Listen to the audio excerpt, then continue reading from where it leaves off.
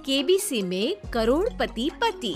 सूरज के जीवन का एक ही फंडा था कि मेहनत तो गधा भी करता है, घर बैठे जो कमाए समझदार वही होता है। इसीलिए उसने कभी नौकरी ही नहीं ढूंढी। इस बात से हालांकि उसकी पत्नी शिखा बिल्कुल भी अग्री नहीं करती थी, पर फिर भी सूरज को समझाना बेकार था। टीवी में कैसे बनोगे करोड़पति का ऐड देखकर उसे लगा कि बस अब तो घर बैठे ही वो करोड़पति बन सकता है, और उसके पीछे उसने अपने सारे सोर्सेस एक्टिव कर दिए। 2 हफ्ते में उसके कलीग के साले के पड़ोसी के बेटे का सोर्स निकलता है जो कि उसे शो में पहुंचा सकता है, और सूरज उससे मिलने चला जाता है। अच्छा, तो हमें मुकेश जी बता रहे थे कि आप हमें शो में पहुंचा सकते हैं। हाँ, उसमें कोई तकलीफ नहीं है। मैं कल अगर कोशिश करूँ तो इसी महीने में आपका नंबर आ जाएगा। अरे ये तो बहुत बढ़िया हो गया। अच्छा, वो सिलेबस और क्वेश्चन पेपर का कोई जुगाड़ है क्या? उसका तो कोई जुगाड़ नहीं है। तो वो वाकई में कुछ भी पूछ सकते हैं? हाँ, वो तो बच्चन जी पर है, जो पढ़ते हैं वो पूछ लेते हैं।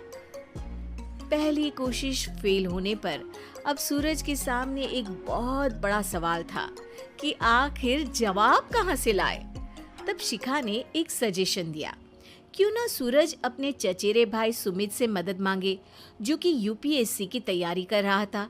हालांकि इतनी मेहनत करना सूरज को समझ में नहीं आता था, पर कोई और रास्ता ना मिलने पर वो आखिर सुमित से बात करता है। अरे सुमित, हमारा कैसे बनोगे करोड़पति के लिए सिलेक्शन होने वाला है।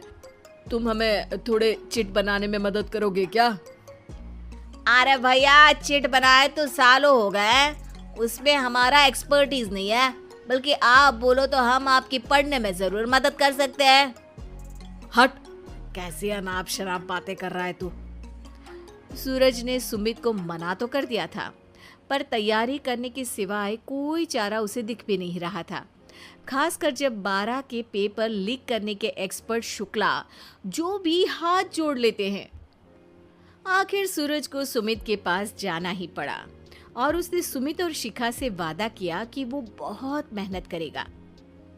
1 महीने की तैयारी के बाद फाइनल हुआ कि शो से 1 हफ्ते पहले एक ट्रायल खेला जाएगा, जहां पर सारे रिश्तेदार ऑडियंस की जगह पर होंगे और शिखा सवाल पूछेगी। दूर दराज से भी रिश्तेदार आकर हाजिर हो गए देखने कि आखिर कैसे बनेगा सुमित करोड़पति। सब कुछ सेट था, और इतने में सूरज आकर अपना स्पीच देता है। ये 1 महीना मेरे लिए आसान नहीं था, पर अपने भाई सुमित और अपनी पत्नी शिखा की मदद से मैं इतनी दूर पहुंच पाया हूँ। मेरे मम्मी पापा के आशीर्वाद ने भी बहुत साथ दिया है मेरा। मैं उम्मीद करता हूँ कि आज के शो में आप लोगों को बहुत मजा आएगा। साक्षी पहला सवाल पूछती है और पूरे कमरे में सन्नाटा छा जाता है। इंडिया में कितने स्टेट्स हैं? 3, सॉलिड, लिक्विड और गैस। अरे रुकिए, तो ऑप्शंस तो देने दीजिए। इतने में 5वीं कक्षा का चिंटू बोल उठता है। अरे क्या मामा, आप तो पहले सवाल पर ही आउट हो गए। अरे बेटा, पहला सवाल तो ट्रायल होता है ना। अरे तुम अब देखना। देखने जैसी बात तो थी ही। सूरज को इतना शांत किसी ने नहीं देखा था। कभी कभी तो लगता था मानो सूरज आंख खोलकर ही सो गया हो। मामा जल्दी करो प्लीज, कल सुबह पनवेल भी तो निकलना है। अरे हट, कंसंट्रेट करने दे मुझे। 3 सवाल में 3 लाइफलाइन खत्म हो चुकी थी, और अब चौथे सवाल पर भी सूरज का मौन नहीं टूटा। पर सूरज अभी भी हार मानने को तैयार नहीं था। उधर हर कोई सूरज को छोड़ सुमित को देख रहे थे। आखिर सुमित ने ही तो पढ़ाया था सूरज को। गजब बेइज्जती है यार। अरे बेटा, तो बाप का, दादा का, भाई का, सबका नाम बुड़वाएगा। अरे 3 लाइफलाइन ले ली तो भी तेरा कुछ नहीं होना है। अरे कोई इतनी बात करता है क्या शो पर? अरे बेटा, शो पर तेरे जैसे भी तो नहीं आते ना। सूरज की ये जंग आखिर 1 घंटे बाद 5वें सवाल पर खत्म हो गई, जब उसने इंडिया के नेशनल बर्ड का नाम कहा, कौवा। अरे बेटा, मजा तो बहुत आया, बस थोड़ा टाइम पर खत्म होता तो आनंद भी आ जाता।